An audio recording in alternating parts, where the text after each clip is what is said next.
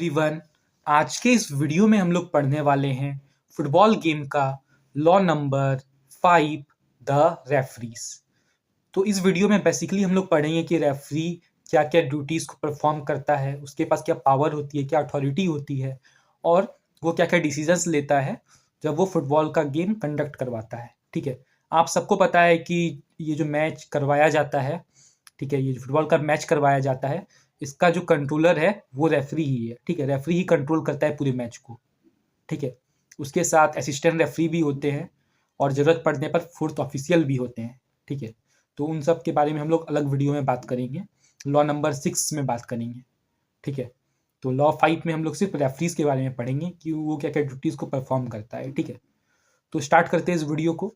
उससे पहले अगर आपने अभी तक हमारे चैनल को सब्सक्राइब नहीं किया है तो ज़रूर कर लीजिएगा, क्योंकि यहाँ पे फुटबॉल के लॉस पर वीडियो आते रहते हैं। ठीक है, अगर आपको किसी और लॉ पर वीडियो चाहिए तो आप हमें कमेंट करके पूछ सकते हैं। ठीक है, बाकी आपको एक प्लेलिस्ट मिल जाएगी फुटबॉल गेम की, आप देख सकते हो, link description and comment box में गिवन है। यहाँ पर जो मैं आपको ड्यूटीज़ बताऊँगा रेफरी की, हो सकता है आपके बुक में ऐसा नहीं लिखा हो, क्योंकि ये मैंने खुद से बनाया है। ठीक है, बहुत ही शॉर्ट करके इसको बनाया है ताकि आपको याद रखने में कोई दिक्कत ना हो। ठीक है, अगर आप इन पॉइंट्स को लिख देते हो तो आपके फुल मार्क्स आएंगे। ठीक है, ये मेरी गारंटी है। ठीक है, आप किसी भी क्लास के हो, कोई फर्क नहीं पड़ता। ठीक है, इन पॉइंट्स को अगर आप लिख देते हो तो आपके फुल मार्क्स आएंगे। ओके, मैंने इन सारे पॉइंट्स का एक बुक भी बनाया है। ठीक है, हम एक गिव अवे करते हैं, उसके तहत हम उस बुक को फ्री में आपको देते हैं। उसके लिए आपको चैनल को सब्सक्राइब करना होता है और कमेंट में कोई भी कमेंट, कुछ भी कमेंट कर देना होता है। ठीक है, तो स्टार्ट करते हैं इस वीडियो को।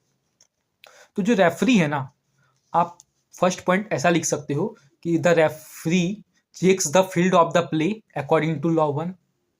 ठीक है, कि जो रेफरी है ना वो चेक करता है फील्ड ऑफ प्ले को, जिस जिस फील्ड में आप खेलोगे।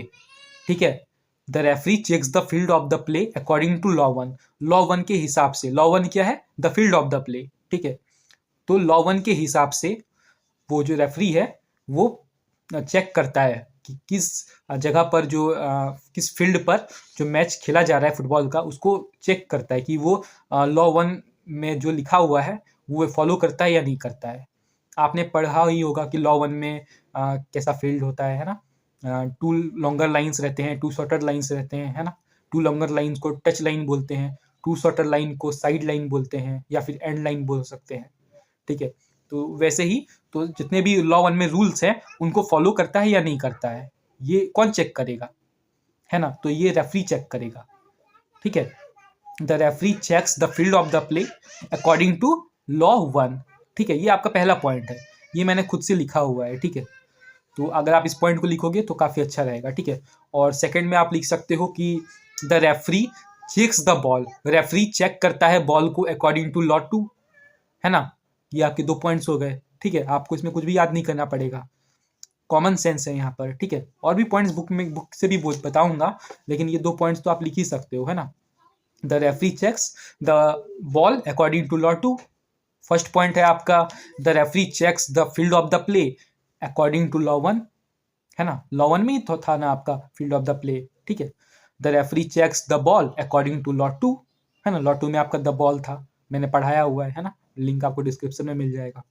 ठीक है, तो ये 2 पॉइंट्स तो इजिली आप लिख सकते हो। अब थर्ड पॉइंट आप क्या लिख सकते हो कि the referee checks the number of player according to law 3। है ना, ऐसे पॉइंट्स आप खुद भी क्रिएट कर सकते हो।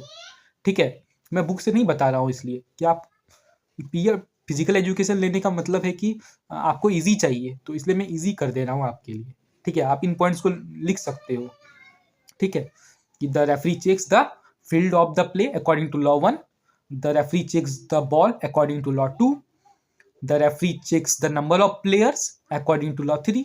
है ना, लॉ 3 में ही था आपका नंबर ऑफ प्लेयर्स, एक्सप्लेन किया हुआ है, लिंक डिस्क्रिप्शन में गिवन है। ठीक है, और फोर्थ पॉइंट आप लिख सकते हो कि the referee checks the player equipment according to law 4।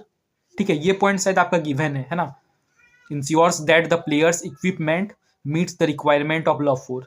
यहाँ पे थोड़ा अलग से लिखा हुआ है। ठीक है, पर आप मैंने जो कहा वो लिख सकते हो। ठीक है, बहुत ईजी कर दिया आपके लिए कि the referee checks the players equipment according to law 4। ठीक है, लॉ 4 में ही था ना आपका प्लेयर्स इक्विपमेंट, ऐसे करके आप लिख सकते हो। ठीक है, और थोड़ा एक्स्ट्रा वर्ड्स जोड़ने हैं तो वो भी जोड़ सकते हो, ठीक है, कि ensures that the players equipment meets the requirement of law 4। घुमा फिरा के बात वही कर रहा है, ठीक है।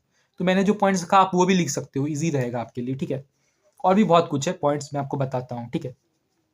कंट्रोल्स द मैच, जो रेफरी है ना वो कंट्रोल करता है मैच को, ठीक है, in cooperation with the assistant referee.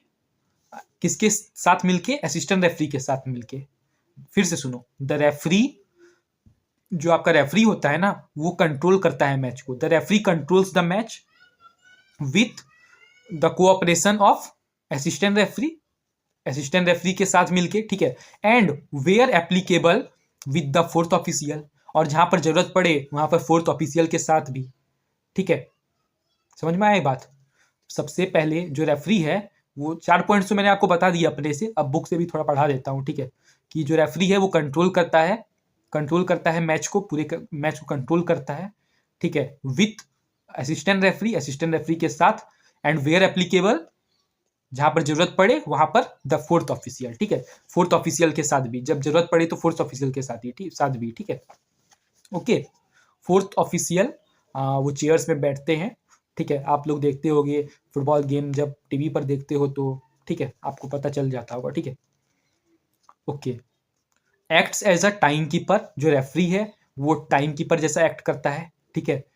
ये जो टाइमिंग है वो सब कौन देखता है, कि मतलब आप सबको पता है कि duration of the match, I hope आपने पढ़ा होगा, ये आपका लॉ नंबर 6 है, ठीक है। Law number 6, sorry law number 7 में है आपका ड्यूरेशन ऑफ द मैच, ठीक है। लॉ 7 में है आपका the duration of the match, मैंने ऑलरेडी एक्सप्लेन किया हुआ है, लिंक डिस्क्रिप्शन में है, ठीक है। तो उस लॉ में मैंने आपको बताया था कि 90 मिनट्स का मैच होता है, 45 मिनट्स ईच हाफ करके, ठीक है, मतलब 2 बार 45 करके मैच होता है, बीच में एक हाफ टाइम इंटरवल होता है 15 मिनट्स का। तो ये सब जो टाइम है ये कौन देखेगा? ये रेफरी देखता है, ठीक है। रेफरी कैसे एक्ट करता है? एज अ टाइम कीपर, ठीक है, time keeper. And keeps a record of the match, और पूरे मैच का रिकॉर्ड रखता है। कोई कितना बार सब्स्टिट्यूट हुआ है ना, कितना बार सब्स्टिट्यूशन हुआ है, ठीक है। सब्स्टिट्यूशन मतलब एक प्लेयर को हटा के दूसरे प्लेयर को लाना, ठीक है। तो वो सबका हिसाब कौन रखता है? रेफरी रखता है, ठीक है। Act as a time keeper जैसे एक्ट करता है, and keeps a record of the match, और मैच का पूरा रिकॉर्ड रखता है, ठीक है। स्टॉप्स, रोक देता है। सस्पेंड कर देता है, ठीक है, मतलब हटा देता है। टर्मिनेट्स भी कर देता है। टर्मिनेट मतलब अब उसके बाद वो कोई मैच ही नहीं खेल सकता। किसको? प्लेयर को। जैसे स्कूल में अगर आपसे कोई गलती हो जाती है, ठीक है, तो आपको पनिशमेंट मिलता है, ठीक है। कई बार आपको सस्पेंड भी कर दिया जाता है कुछ दिन के लिए, 15 डेज 16 डेज के लिए, है ना। या फिर आपको टर्मिनेट भी किया जा सकता है, मतलब उसके बाद आप कभी स्कूल ही नहीं आ सकते, ठीक है। तो वैसे ही अगर आप फील्ड में कुछ मतलब कुछ बुरा करते हो, जैसे आप अच्छा बिहेवियर नहीं करते, ठीक है, किसी प्लेयर से लड़ते हो, अपने साथ के प्लेयर से लड़ते हो, ठीक है, या फिर अपोनेंट से ही लड़ते हो। अपोनेंट मतलब दूसरे ग्रुप वाले, उससे भी अगर आप लड़ते हो, तो ऐसा अगर आप कुछ करते हो, ठीक है, तो जब आपका अनस्पोर्टिंग बिहेवियर होता है, ठीक है, ऐसा बिहेवियर जो अनस्पोर्टिंग है ना, जो खेलने लायक नहीं है, ठीक है, तो उस टाइम में आपको क्या कर दिया जाता है? स्टॉप, रोका जाता है, सस्पेंड किया जाता है, टर्मिनेट भी किया जा सकता है द मैच। अच्छा, मैच को भी टर्मिनेट किया जा सकता है, प्लेयर्स को भी किया जाता है, मैच को भी किया जा सकता है, ठीक है। अगर कोई लॉ अगर टूट रहा है at his direction for any infringement of the loss, अगर कोई लॉ टूट रहा है, ठीक है, इन्फ्रिजमेंट का मतलब होता है टूटना। अगर कोई लॉ टूट रहा है, ठीक है, कोई लॉ अगर टूट रहा है, तो उस कंडीशन में जो रेफरी है ना वो आपका मैच को सस्पेंड करवा सकता है, स्टॉप करवा सकता है, टर्मिनेट भी करवा सकता है। आपको 4 से 5 पॉइंट्स ही मांगा जाता है, ठीक है। मैंने कुछ पॉइंट्स एक्स्ट्रा भी बता दिए, और भी कुछ एक्स्ट्रा पॉइंट्स बता देता हूँ ताकि आपको ये अच्छे से याद रहे, ठीक है। एक और सुन लीजिए, ensures that no unauthorised person enters the field of the play. जो रेफरी है ना, जो रेफरी है वो इंश्योर करता है कि कोई भी अनऑथराइज्ड पर्सन, मतलब जिसके पास अथॉरिटी नहीं है, कोई भी मामूली पर्सन, मान लो आप जैसे कि आप फुटबॉल का मैच देखते हो कभी कभार, तो बहुत सारे ऑडियंस लोग बैठे होते हैं, ठीक है।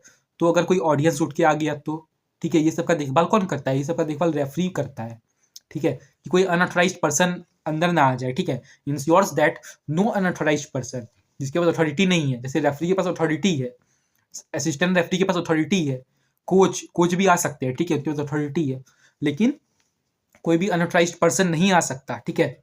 Ensures that no unauthorised person enters the field of the play. कोई भी अनऑथराइज्ड पर्सन इंटर नहीं कर सकता फील्ड ऑफ द प्ले में। जिस मैदान में, जिस फील्ड में आप खेल रहे हो उसमें इंटर नहीं कर सकता, ठीक है। इसको कौन इंश्योर करता है? रेफरी। ये सबका देखभाल रेफरी करता है, ठीक है। Restart the match after it has been stopped. जब मैच को स्टॉप किया जाता है तो उसके बाद रीस्टार्ट करने का भी काम रेफरी का है, ठीक है। अब आप बोलोगे कि सर रेफरी को अगर कुछ हो गया तो असिस्टेंट रेफरी है ना, वो करेगा, ठीक है। और अगर इससे कुछ ज़्यादा प्रॉब्लम होती है तो मैच को स्टॉप कर दिया जाएगा, ठीक है। मैंने आपको जैसे कि बताया, ठीक है। और भी ऐसे कई सारे पॉइंट्स यहाँ पे लिखे गए हैं, पर सारे पॉइंट्स आपको पढ़ने की ज़रूरत नहीं है, 5-6 पॉइंट्स इनफ है, ठीक है। और डिसीजन है रेफरी का, तो the decision of the referee regarding facts connected with the play are final. Referee का जो डिसीजन है वो फाइनल है, उसके बाद कोई आर्ग्यूमेंट नहीं, ठीक है। उसके बाद कुछ अलग फंक्शन है आप कर सकते हो, लेकिन रेफरी का जो डिसीजन है वो आपका फाइनल है, ठीक है। पॉइंट के हिसाब से यही, ठीक है। जो रेफरी का डिसीजन है वो फाइनल है, ओके। तो let this video till here only. I hope this video is very helpful for you. If it is, so please like, share and subscribe, and please write in the comment section that what next law I will make for you. Okay, bye.